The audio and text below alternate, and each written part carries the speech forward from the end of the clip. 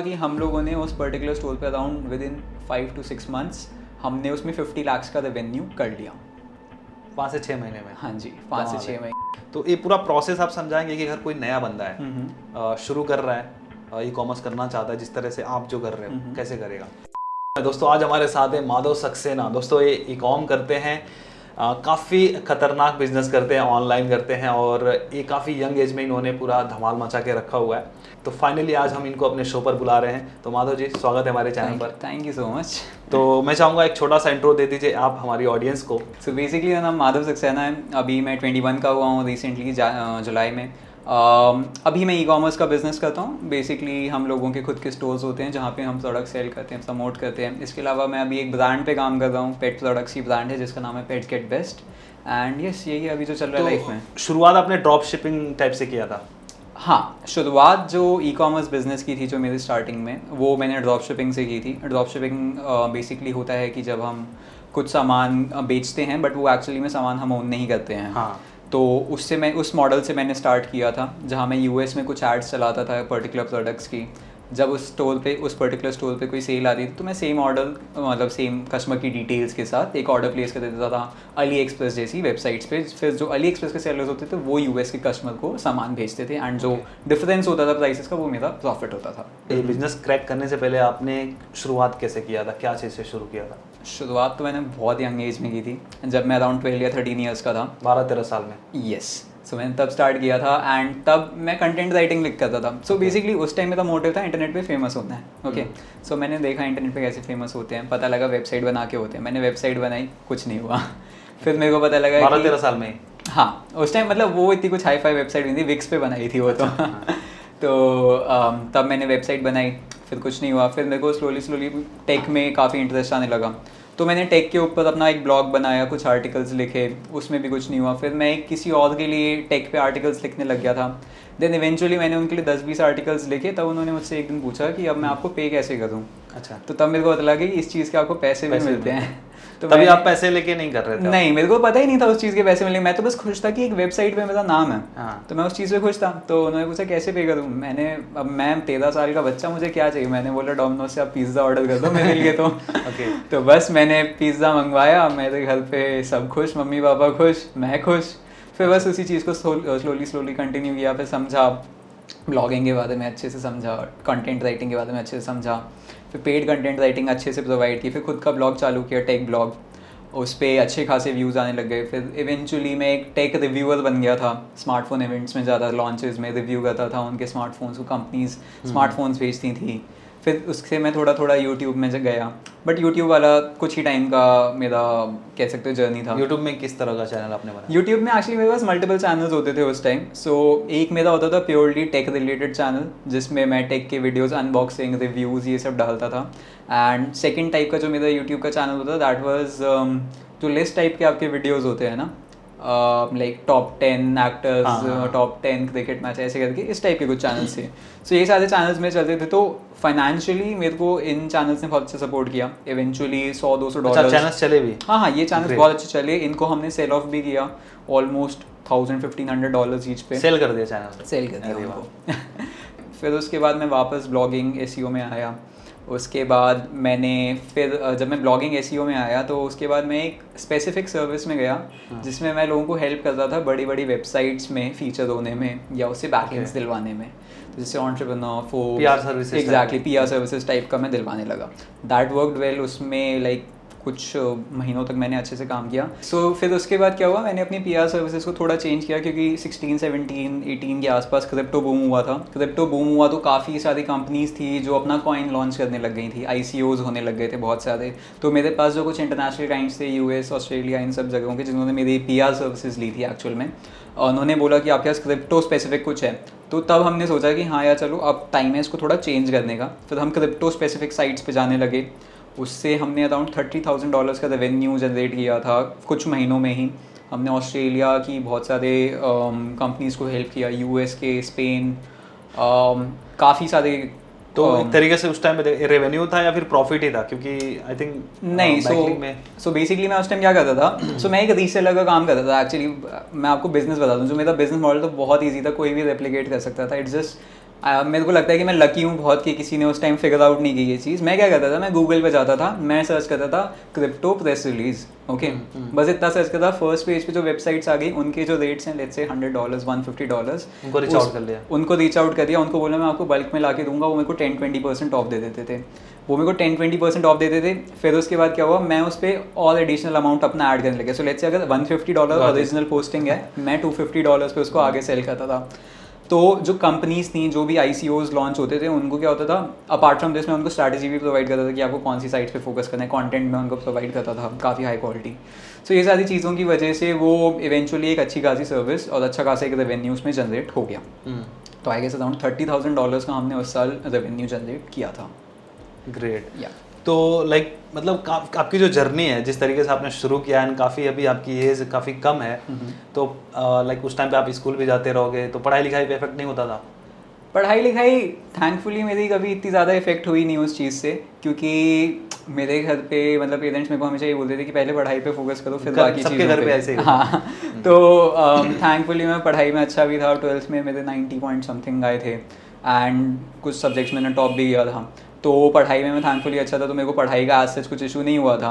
अभी भी जैसे अब मैं लॉ कर रहा हूँ, अभी 4th ईयर में हूँ। लॉ कर रहे हो? हाँ जी भाई, कुछ लीगल इशू हो तो बताना मेरे को, हेल्प करना मेरी। डन है। तो अभी कल से ही मेरी एक्चुअली एक इंटर्नशिप भी स्टार्ट हो रही है। ओके। सो वो भी साथ साथ चल रहा है। अभी कोविड की वजह से हाँ काफ़ी बेनिफिट हुआ है, क्योंकि कॉलेज नहीं जाना पड़ता, तो बहुत ज़्यादा टाइम हो गया है। आपको बेनिफिट हुआ है, कई लोगों को लॉस है। अरे हाँ वो तो है। तो ये हो गया। तो कोविड में मैंने जो प्रोग्रेस अपनी की है वो अभी तक की सबसे ज़्यादा लेट्स से स्पीड वाइज बहुत ज़्यादा हाई है। ओके। सो करंट में अभी आप क्या कर रहे हो? जो आपका ये जो ई-कॉमर्स का ये कब शुरू हुआ? सो ई-कॉमर्स मेरे को स्टार्ट करते ऑलमोस्ट 2.5 साल के आसपास हो गए। मैंने 2018 दिसंबर में स्टार्ट किया था मैंने, और ड्रॉप शिपिंग से। ड्रॉप शिपिंग मैंने 3-4 महीने की US में सेल किया। $3,000-4,000 का रेवेन्यू था, बट प्रॉफिटेबिलिटी बहुत कम थी। मतलब 3-4 महीने के बाद भी मुश्किल से मैंने $300-400 का प्रॉफिट किया होगा, क्योंकि काफ़ी सारी चीज़ें होती हैं। आपकी ऐड कॉस्ट यूजुअली जब आप US जैसी कंट्रीज़ में चलाते हो काफ़ी हाई होती हैं, बिकॉज बहुत सारे लोग होते हैं जो सेम जगह पे ऐड चलाते हैं एंड पॉपुलेशन उनकी काफ़ी कम होती है।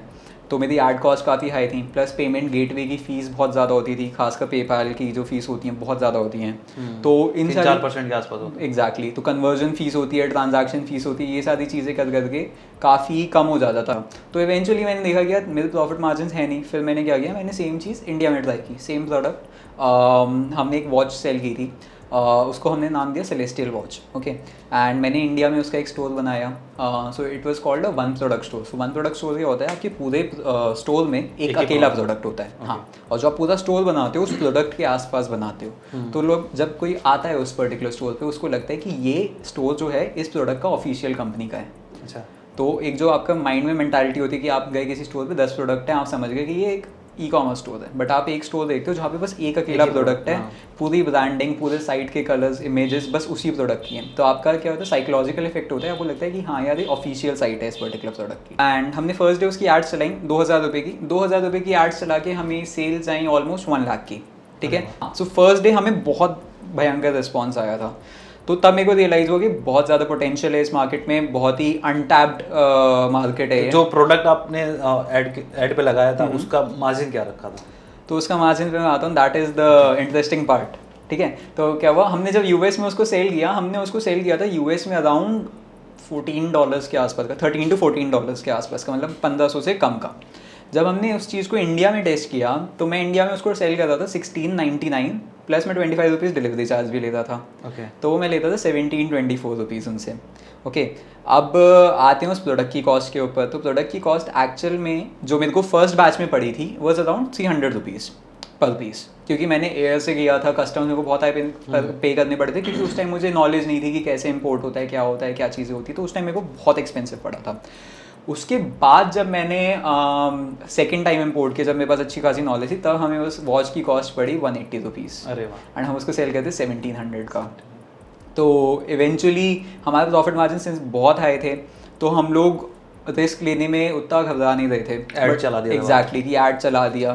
तो इवेंचुअली करते करते क्या हुआ कि हम लोगों ने उस पर्टिकुलर स्टोर पे around with in 5 to 6 months हमने उसमें 50 लाख का रेवेन्यू कर लिया। 5 से 6 महीने में। हाँ जी, 5 से 6 महीने में। गाइस लाइक हो जाना चाहिए इस बात पर।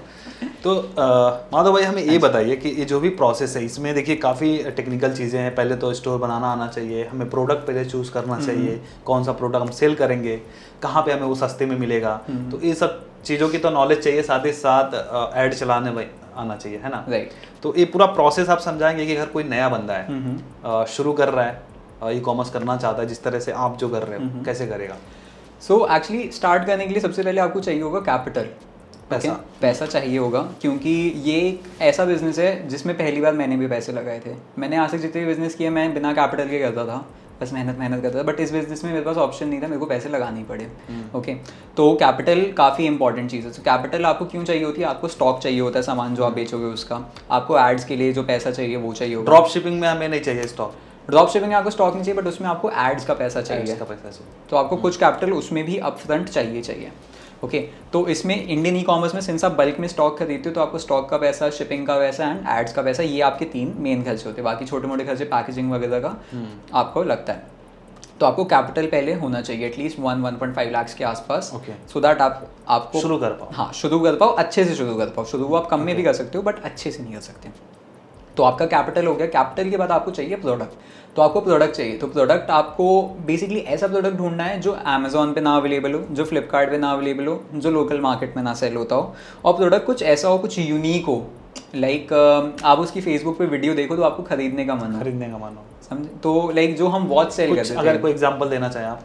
अभी रिसेंटली ना, like I will tell you, सबसे कॉमन जो ई कॉम और ड्रॉप शिपिंग का प्रोडक्ट है दैट इज USB ब्लेंडर। ठीक है, एक USB पोर्टेबल ब्लेंडर होता है जो USB से चार्ज होता है। एंड वो इतने लोगों ने सेल किया है, कंपनीज $1 मिलियन कंपनीज बनी हुई हैं उस पर्टिकुलर प्रोडक्ट की। द रीज़न वो इतना अच्छा सेल हुआ इज़ बेसिकली क्योंकि जो ब्लेंडर्स होते हैं आपके नॉर्मली बहुत बल्की होते हैं, बहुत ही ज़्यादा हैवी होते हैं, किचन में रहते हैं। एग्जैक्टली, शोर आता है। बट जो USB ब्लेंडर था उसमें क्या था कि इट वॉज पोर्टेबल, आप उसको कहीं पे भी ले जा सकते हो। सिंस इट वॉज पोर्टेबल और काफ़ी ही अट्रैक्टिव सा दिखता था, काफ़ी प्रॉब्लम सॉल्विंग था। प्रॉब्लम सॉल्विंग इज ऑल्सो एक जो क्वालिटी आपको देखनी पड़ेगी। या तो प्रॉब्लम सॉल्विंग प्रोडक्ट था, काफ़ी अट्रैक्टिव था, इस रीज़न की वजह से बहुत अच्छा सेल हुआ। देन जब लॉकडाउन हुआ था, लॉकडाउन के टाइम पे लोगों ने बहुत ज़्यादा एक पर्टिकुलर प्रोडक्ट सेल किया था। रेजिस्टेंस बैंड्स होते हैं एक्सरसाइज करने के। तो उन बैंड्स को उन लोगों ने बहुत ज़्यादा सेल किया था क्योंकि सब लोग घर पे थे, अब लोगों को घर पे एक्सरसाइज भी करनी है। तो जो पूरा कंटेंट, जो एड्स बनती थी वो इसी के अराउंड बनती थी कि अब आप घर पे बंद हो, आपको एक्सरसाइज करनी है, तो आपको घर पे कुछ एक्सरसाइज करने के लिए चाहिए जो बैंड्स आपको मल्टीपल एक्सरसाइजेस करने में हेल्प करती थी। ये एक पर्टिकुलर प्रोडक्ट हो गया। इसके अलावा एक पर्टिकुलर प्रोडक्ट था posture corrector. Okay, so posture corrector क्या था? It's sort of a waist type की एक चीज़ थी, एंड जिसको आप पहन दो, आप अगर लेट्स से कि अगर आप ऐसे झुक के बैठते तो आप सीधे बैठने लग जाओगे। बेसिकली आपको अपॉर्चुनिटी देखनी है किस तरह के प्रोडक्ट्स सेल हो सकते हैं मार्केट में। ये कोई चीज़ें आपको बताएगा नहीं, खुद आपको रिसर्च करना। इसके लिए आपको थोड़ा आपको अपना दिमाग लगाना पड़ेगा। एंड मेन जो क्राइटेरिया है कि वो अमेजॉन, फ्लिपकार्ट लोकल मार्केट में अवेलेबल ना हो, क्योंकि वरना फिर लोग आपका वहाँ से प्राइसिंग वगैरह कंपेयर करेंगे। एंड ट्रस्ट का भी इशू रहेगा। ट्रस्ट का बहुत। तो ये जो ट्रस्ट इशू पे हम बात करते हैं, जैसे मान लो आपने कोई नया स्टोर बनाया, उसकी ब्रांडिंग तो अमेजॉन, फ्लिपकार्ट जैसी है नहीं, तो लोग कैसे ट्रस्ट करेंगे कि यार इससे मैं बाय करूँ, क्या पता मेरा पैसा डूब जाए, मेरे को प्रोडक्ट मिले कि ना मिले, कैसा मिलेगा। तो आपके साथ कुछ इशू हुआ ऐसा? बहुत हुआ है। सो क्या होता है इंडिया में ना, फर्स्ट ऑफ ऑल अभी इतनी आदत नहीं है लोगों को ऑनलाइन पे करने की, क्योंकि ट्रस्ट का ही इशू है। अमेजॉन जैसी साइट पे भी आज तक कैश ऑन डिलीवरी इसलिए क्योंकि ट्रस्ट का इशू है। ठीक है, एंड प्लस हमारे जो लोगों को इतनी आदत नहीं है ऑनलाइन पे करने की इन जनरल। तो जब हमने स्टार्ट किया एक स्टोर, तो हमारे पास दोनों पेमेंट मेथड्स थे, ऑनलाइन भी, कैश ऑन डिलीवरी भी। बट 90% ऑफ द ऑर्डर्स जो होते थे हमारे कैश ऑन डिलीवरी पे आते थे, 95% तक कैश ऑन डिलीवरी पे आते थे, क्योंकि लोगों को ट्रस्ट नहीं होता था। लेकिन जब मैंने स्लोली चीज़ों को स्टडी किया, समझा कि लोगों को ट्रस्ट किस चीज़ की वजह से ट्रस्ट नहीं होता, तो बेसिकली क्या होता है, जब आप सेम टाइप का प्रोडक्ट सेल करो जो दूसरे सेल करते हैं, तो काफ़ी बार होता है दूसरे लोग स्कैम करते हैं कस्टमर्स को। एंड इंडियन मार्केट में होता है, बहुत होता है। एड्स चलाते हैं लोग। अभी कुछ दिन पहले मैंने एक ऐड देखी थी, एक बंदा ड्रोन बेच रहा था 399 रुपीज़ का, DJI का। मतलब पैसे ले लिया होगा कुछ। हाँ, एग्जैक्टली, कुछ डिलीवर नहीं होता। तो ऐसे बहुत सारे स्कैम्स होते हैं जिसकी वजह से ट्रस्ट फैक्टर कम हो जाता है। तो हमें फर्स्ट ऑफ ऑल ऐसे प्रोडक्ट्स पे फोकस करना है जो दूसरे लोग ख़राब ना कर पाएँ, कि अगर वो आपकी जैसी एड्स बना के चला दें, आपके जैसे प्रोडक्ट्स को बेचना स्टार्ट कर दें तो और वो स्कैम कर दें तो एटलीस्ट उससे आपको इफेक्ट ना हो, आपको ऐसे प्रोडक्ट्स पे फोकस करना है। सेकेंड है कि आपका साइट का डिज़ाइन थोड़ा ब्रांडेड टाइप का होना चाहिए, ऐसा नहीं कि आपने बहुत ही जेनेरिक सा नेम रख दिया, dealscart.com, टुडे 99 डील्स, इस टाइप का कुछ नाम नहीं रखना, थोड़ा हमें जेन्युइन सा नाम रखना है, ठीक है। एंड देन जो हम स्टोर बनाएंगे, स्टोर में आपका लोगो अच्छा होना चाहिए, आपका जो डिज़ाइन है स्टोर का प्रोफेशनल होना चाहिए, जो आपके प्रोडक्ट की इमेजेस हैं वो कस्टम प्रोफेशनली शॉट हों, उसके बाद आपके रिव्यूज़ होने चाहिए स्टोर पे। तो ये सारी चीज़ें जब आप भी एज अ कस्टमर किसी स्टोर पे जाओगे पहली बार, तो आप भी इन चीज़ों को देखोगे जब आप डिसीजन लोगे। तो आपको बेसिकली इस तरीके का स्टोर बनाना है कि अगर आप उसको पहली बार देखो तो आपको खुद खरीदने का मन हो उस चीज़ पे।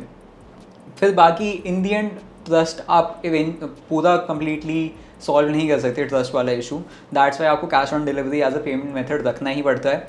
बट येस, आपका जितना ज़्यादा ट्रस्ट होता है आपका उतना ज़्यादा ऑनलाइन पेमेंट होता है। सो जैसे हमारा जो ब्रांड है जिस पे हम काम कर रहे हैं, पेट्स गेट बेस्ट, उस पर एट टाइम्स हमारा 35% तक का ऑनलाइन पेमेंट्स होता है, which is very high. And कई बार हम लोग बिना कैश ऑन डिलीवरी के भी स्टोर को रखते, जैसे पैंडमिक सेकंड वेव के टाइम हमने कैश ऑन डिलीवरी कम्प्लीटली हटा दिया था एंड स्टिल हमने काफ़ी अच्छी यूनिट सेल किए थे with just online payments. Thankfully branding, reviews, ये सारी चीज़ें साथ में जब आई तो एक ट्रस्ट फैक्टर लोगों का बढ़ गया उस पर। ओके तो अभी जैसा आपने बताया पेट्स गेट बेस्ट करके जो आपका स्टार्टअप है, जो आपने स्टोर बनाया है, इसके बारे में बताइए कि इसकी कैसे शुरुआत हुई थी। ओके, सो पेट्स गेट बेस्ट एक्चुअली थोड़ी सी इमोशनल स्टोरी है। मैंने पिछले साल एक पपी अडॉप्ट किया था, नॉर्मल जो आपके स्ट्रीट डॉग्स होते हैं उनको, उसमें से एक मैंने अडॉप्ट किया था। छोटा सा था वो, बहुत 1 महीने का था। एंड मेरे को जो अटैचमेंट हुआ ना उससे, वो मतलब मुझे आज तक कभी भी किसी चीज़ से नहीं हुआ। अनफॉर्चुनेटली उसको जब हमने अडॉप्ट किया उसके पहले उसको कुछ लिवर में ब्लड में इन्फेक्शन हो गया था, लिवर में कुछ इन्फेक्शन था, तो जिसकी वजह से उसके वाइट ब्लड सेल्स बहुत ज़्यादा इंक्रीज़ हो गए थे।